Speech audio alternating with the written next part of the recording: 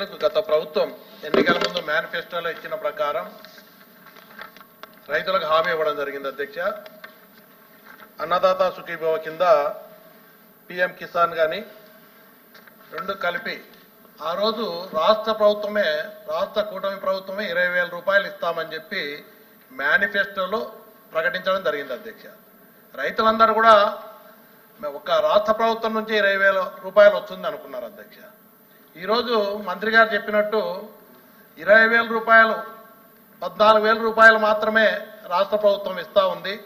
మిగతా 6,000 కేంద్ర ప్రభుత్వం ఇచ్చేటువంటి అమౌంట్ కలిపి 20,000 చెప్తా ఉన్నారు అధ్యక్ష. ఆ రోజు ఎన్నికల్లో 20,000 రైతులకు ఇచ్చినటువంటి హామీ రైతులందరూ కూడా కూటమి ప్రభుత్వం వస్తే 20,000 రూపాయలు ఆర్థిక సాయం వస్తుందని ఆనందించారు అధ్యక్ష. ఈరోజు చూస్తే ఇచ్చిన హామీ ప్రకారం ఎంత అమౌంట్ అవుతుంది? ఈరోజు బడ్జెట్లో మన గవర్నమెంట్ బడ్జెట్లో పెట్టినది 1000 కోట్లు అధ్యక్ష. కేంద్ర ప్రభుత్వం నుంచి 3,500 కోట్లు 4,500 కోట్ల రూపాయలు బడ్జెట్లో పెడుతున్నారు. అసలు సీజన్ దాటిపోయింది అధ్యక్ష. ప్రభుత్వం వచ్చిన తర్వాత ఖరీఫ్ అయిపోయింది, రబీ కూడా రబీ స్టార్ట్ అయిపోయింది. ఇప్పటికి కూడా రైతులకు అన్నదాత సుఖీభవ కింద ఇవ్వలేదు అధ్యక్ష. ఈరోజు ఈ సంవత్సరంలో రైతులకు పూర్తిగా మీరు హామీ ఇచ్చిన ప్రకారం చెల్లిస్తారా లేదా? ఎంత అమౌంట్ అవుతుంది? లబ్ధిదారుల సంఖ్య కూడా గత ప్రభుత్వంలో 52 లక్షల మంది రైతులకు లబ్ధి చేకూర్చడం అయింది అధ్యక్ష. అదేవిధంగా మీరు చూస్తే అధ్యక్ష, రైతులకు ఈ విధంగా వాళ్ళు చెప్పడం కాకుండా ఇన్సూరెన్స్ కింద ప్రతి ఎకరాకు దాదాపు 500 నుంచి 600 రూపాయలు అదనంగా భారం పడతా ఉంది. గతంలో ఉచితంగా గత ప్రభుత్వం జగన్మోహన్ రెడ్డి గారి ప్రభుత్వంలో వైఎస్ఆర్ ప్రభుత్వంలో అధ్యక్ష రైతులకు ఇన్సూరెన్స్ ప్రభుత్వమే కట్టడం వల్ల దాదాపు ఎకరాకు 500, 600 అంటే ఒక్కొక్క రైతు మీద ఎకరాన్ని బట్టి 5,000, 6,000 రూపాయలు అదనంగా భారం పడతా ఉంది.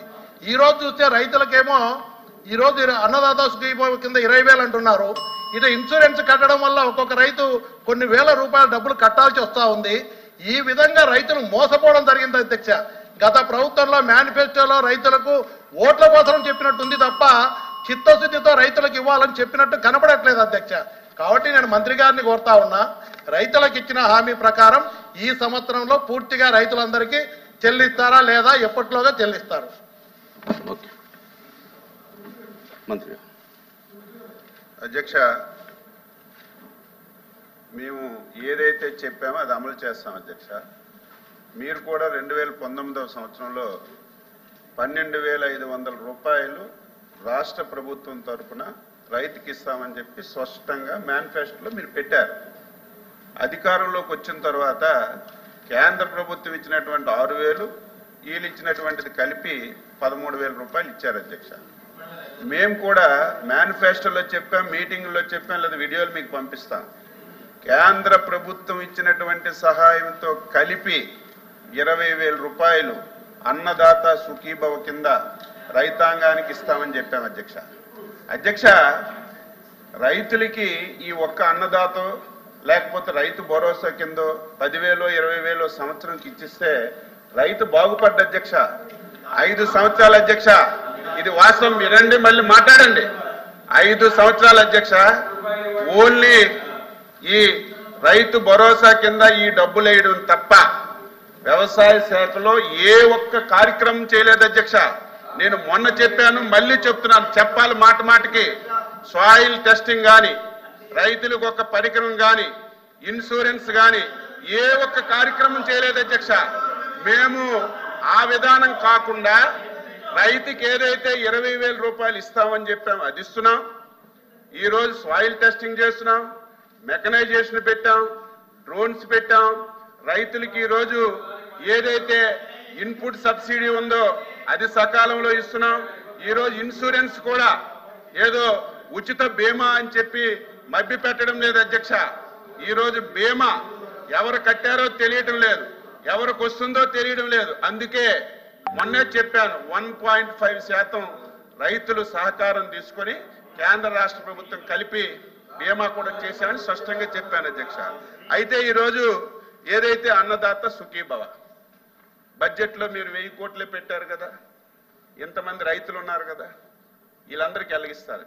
బడ్జెట్లో పెట్టేటప్పుడు కొంత పెడతారు అధ్యక్ష. మీరు కూడా ఒకసారి గత సభలో ఉన్నారో లేదో, మీరు ఒక పథకం ప్రకటించారు. దానికి 7-8 వేల కోట్లు అవసరం.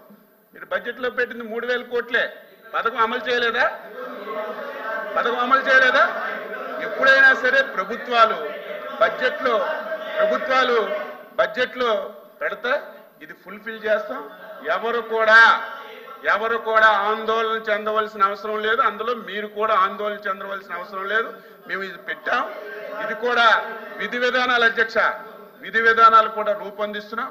తప్పనిసరిగా వీలైనంత తొందరగా ఏదైతే 20,000 రూపాయలు మాటిచ్చామో ఆ అన్నదాత సుఖీభవ కింద రైతులందరికీ ఇస్తాం అధ్యక్ష. ఇంకొకటి అధ్యక్ష, వీళ్ళు ఒకసారి తెలుసుకుంటే ఇప్పుడు కాకపోయినా రేపైనా మీరు మాట్లాడచ్చు. మేమేదో రైతుకి 12,500 ఇచ్చేసాం, మొత్తం రైతులు బాగుపడ్డారని చెప్పి ఎక్కడికక్కడ మీరు ఉపన్యాసాలు ఇస్తున్నారు అధ్యక్ష. ఒకసారి చూస్తే అధ్యక్ష, ఈ రోజే మీరు చూశారు ఏదైతే సామాజిక ఆర్థిక సర్వే గణాంకాలు. ఇది ఎవరో మీరు రాసుకున్నదో నేను రాసుకున్నదో కాదు. ప్రభుత్వం ప్రతి సంవత్సరం గణాంకాలు పెడుతుంది. మీరు ఇచ్చిన 12,000తోనే రైతులు బాగుపడిపోయారు. ఎప్పుడు ఎవరో చేయనటువంటి వ్యవసాయం చేశారంటే అధ్యక్ష, వినండి మీరు అడగండి అధ్యక్ష. గత ఏడాదితో పోలిస్తే ఆహార ధాన్యాల ఉత్పత్తి అధ్యక్ష 22 లక్షల టన్నులు తగ్గింది అధ్యక్ష. 22 లక్షల వినాలి లింక్ ఇదంతా. మీరు వచ్చిన అడిగితే వినండి, తగ్గింది అధ్యక్ష. వ్యవసాయ వృద్ధి రేటు స్థిర ధరల్లో చూస్తే 16-17లో 14.98% ఉంటే ఈరోజు ఎంత ఉంది అధ్యక్ష? 3.5% తగ్గిపోయింది. ఇదేదో అచ్చెన్నాయుడు రాసుకున్న లెక్కలు కాదు, మీ ప్రభుత్వంలో మీరు రాసుకున్న లెక్కలే. ఈరోజు ఒకసారి చూడండి అధ్యక్ష, గర్వపడి చెప్తున్నా నేను. వ్యవసాయానికి ఏదో 10,000 20,000 అన్నదాన సుఖీభావ కింద ఇచ్చి చేతులు దులుపుకుంటే రైతు బాగుపడ్డ అధ్యక్ష. అనునిత్యం ఆయనకి అండగా ఉండాలి, ప్రతి విషయంలో సహకారం అందాలి. ఈ రోజు ఒకసారి చూడండి అధ్యక్ష, ఇదేదో నేను రాసుకున్న గణాంకాలు కాదు అధ్యక్ష. 2014-15 అధ్యక్ష, చంద్రబాబు నాయకత్వంలో 14.92% వ్యవసాయ వృద్ధి రేటు ఉండేది అధ్యక్ష. 15-16 అధ్యక్ష 16.85% వృద్ధి రేటు అధ్యక్ష. 16-17 21.77% వృద్ధి రేటు అధ్యక్ష. 17-18 22.8% వృద్ధి రేటు అధ్యక్ష. వ్యవసాయంలో 18-19 అధ్యక్ష రాష్ట్రం అంతా కరువు వచ్చింది. రాష్ట్రం అంతా కరువు వచ్చినా సరే 6.72% వృద్ధి రేటు అధ్యక్ష. ఇలా